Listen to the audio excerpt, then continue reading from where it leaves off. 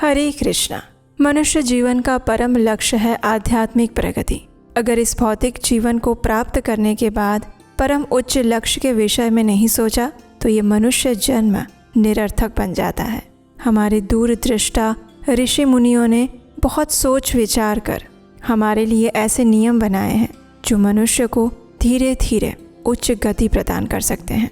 और इस समय चल रहा है अत्यंत पवित्र फाल्गुन मास, जिसमें भगवान श्री विष्णु और भगवान शिव की पूजा आराधना करके अपनी आध्यात्मिक साधना को सशक्त बनाया जाता है। और इसलिए इस समय हम श्रवण कर रहे हैं भगवान शिव से जुड़ी हुई इन सुंदर फाल्गुन मास की पौराणिक कथाओं का।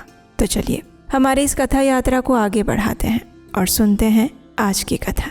लोमश ऋषि ने कहा, इस बीच में इंद्र का महान उत्सव देखकर पुत्र शोक से पीड़ित होकर विश्वकर्मा के मन में बड़ा क्रोध आया। वे खिन्न होकर अत्यंत उग्र तपस्या करने के लिए चले गए। उस तपस्या से संतुष्ट होकर ब्रह्मा जी ने प्रजापति त्वष्टा से कहा, हे सुव्रत, तुम कोई वर मांगो। तब त्वष्टा ने अत्यंत हर्ष में आकर वरदान मांगते हुए कहा, हे भगवान, मुझे ऐसा पुत्र दीजिए जो देवताओं के लिए भयंकर हो और संपूर्ण देवताओं और इंद्र को भी शीघ्र ही मार डालने की इच्छा रखता हो। और ब्रह्मा जी कहते हैं, तथास्तु। उस वरदान से तत्काल ही वहां पर एक बड़ा अद्भुत दैत्य प्रकट हुआ जो वृत्र नाम से प्रसिद्ध था। वो असुर प्रतिदिन 100 धनुष यानी कि 400 हाथ बढ़ता था। पूर्व काल में अमृत मंथन के समय देवताओं ने जिन दैत्यों को मार डाला था और शुक्राचार्य ने पुनः जिन्हें जीवित कर दिया था, उनमें से राजा बलि को छोड़कर बाकी सारे दैत्य पाताल से निकलकर वृत्रासुर के पास चले आए। पाताल से आए हुए असुरों के साथ वृत्रासुर ने अकेले ही अपने विशाल शरीर द्वारा संपूर्ण भूमंडल को ढक लिया। उस समय उससे पीड़ित हुए तपस्वी ऋषि तुरंत ब्रह्मा जी के पास गए और उन्होंने अपनी सारी कष्ट कथा कह सुनाई। तब ब्रह्मा जी ने गंधर्वों, मरुदगणों और इंद्र आदि देवताओं से विश्वकर्मा क्या करना चाहते हैं ये बताया।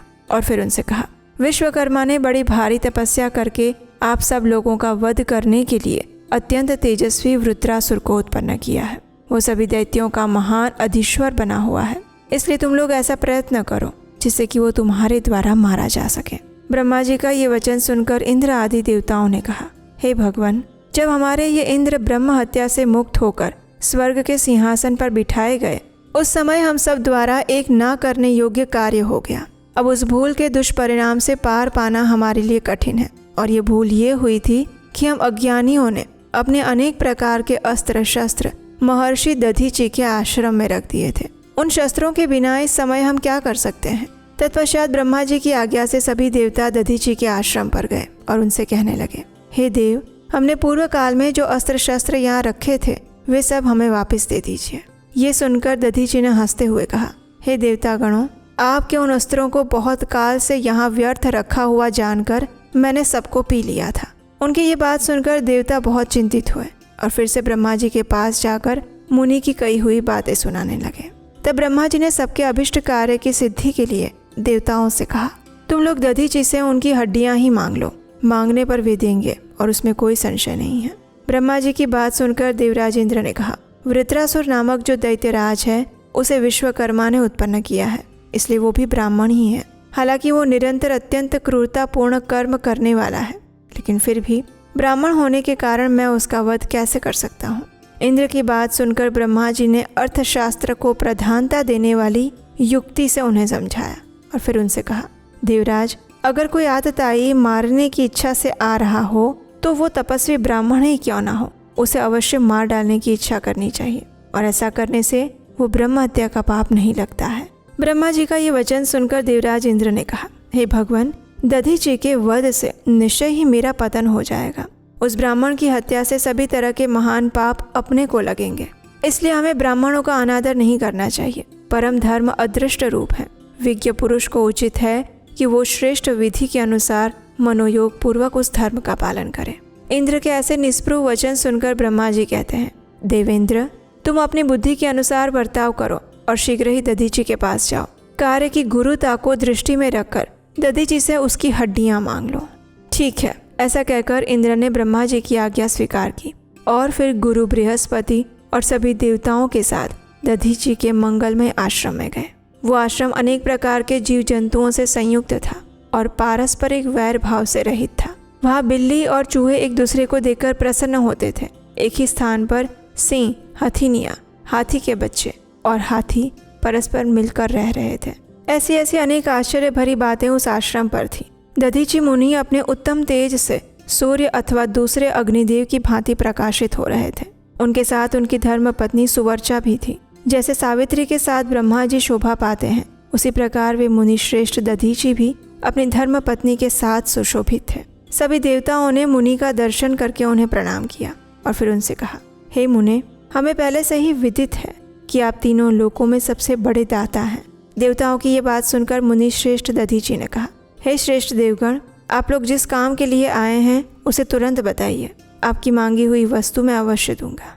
तब अपना स्वार्थ सिद्ध करने की इच्छा वाले देवतागण एक साथ कहने लगे, हे ब्रह्मन, हम लोग भयभीत होकर आपके दर्शन की अभिलाषा से आए हैं। ये सुनकर दधीची ऋषि ने कहा, बताइए आप लोगों के लिए क्या देना है। ऐसा कहकर महर्षि ने अपनी पत्नी को आश्रम के भीतर भेज दिया। तत्पश्चात देवताओं ने कहा, हे विप्रवर, आप अपने शरीर की हड्डियां हमें अर्पित कीजिए जिनसे दैत्यों का संहार हो सके। महर्षि ने कहा, मैंने हड्डियां आपको दे दी। और तब देवताओं ने कहा, भगवान, आपके जीते जी इन हड्डियों को हम कैसे प्राप्त करें। तब ब्रह्मर्षि ने हंसकर उत्तर दिया, बस क्षण भर खड़े रहिए, मैं अभी अपना शरीर त्याग देता हूँ। ऐसा कहकर दधीची ने समाधि लगा ली और उस परम समाधि के द्वारा अपना शरीर त्याग करके वे तत्काल उस ब्रह्म धाम में चले गए, जहाँ से फिर इस संसार में लौटना नहीं होता। इस प्रकार भगवान शिव के प्रिय भक्त मुनिवर दधीची परोपकार के लिए शरीर त्याग कर ब्रह्म पद को प्राप्त हुए। तो ये थी हमारी आज की फाल्गुन मास कथा। आशा है ये कथा आपको अच्छी लगी होगी, और अगर ऐसा है तो इस वीडियो को लाइक कीजिए, बहुत सारे लोगों को शेयर कीजिए और आपके अपने चैनल उपदेश शास्त्रकम को सब्सक्राइब करके रखिए, क्योंकि यहीं पर मिलेंगी आपको वेदों पुराणों से ली गई प्रमाणभूत यथारूप कथाएं बिना किसी मिलावट के। और हम आपसे मिलेंगे इसी कथा श्रृंखला की अगली कड़ी के साथ कल प्रातःकाल। भगवान शिव की तरह हमेशा शांत, धीर और गंभीर रहना चाहते हैं, लेकिन मन बार बार परेशान करता रहता है। ओवर थिंकिंग से थक चुके हैं और इमोशंस तो इतना ज़्यादा ऊपर नीचे हो जाता है कि पूछो मत। मेडिटेशन डेली शुरू करते हैं लेकिन कंसिस्टेंसी नहीं बन पाती है। गुस्सा तो इतना आ जाता है कि बस पूछो मत।